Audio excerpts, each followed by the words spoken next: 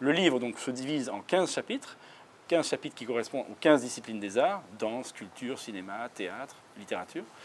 Et à chaque fois, dans chaque chapitre, vous avez des rubriques récurrentes, c'est-à-dire des rubriques qui reviennent, qui sont toujours les mêmes pour chacun des chapitres.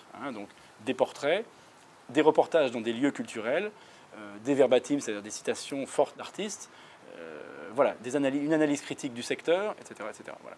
Et l'idée, c'était de donner une image un peu de toute la richesse, toute la variété de la culture ici.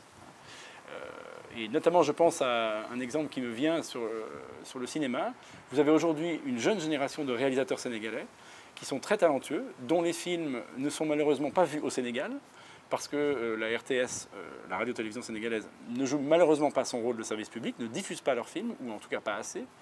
Et par contre, ce sont des réalisateurs qui ont 1, 2, 3 longs métrages, qui ont fait beaucoup de courts métrages, donc dont les films tournent dans les festivals internationaux, donc qui sont même primés à l'international, qui sont plus connus en fait à l'étranger qu'au Sénégal. Voilà. Donc ça c'est quand même regrettable. Donc il y a une vraie question de visibilité. Et pourtant ce sont des artistes qui comme la plupart du temps au Sénégal, qui se bagarrent pour faire leurs films. Parce que vous savez qu'ici il y a quand même une question de moyens qui n'est pas évidente.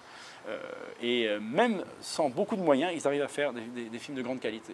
Donc moi j'estime que c'est une génération montante. C'est valable pour le cinéma, mais c'est valable pour d'autres domaines.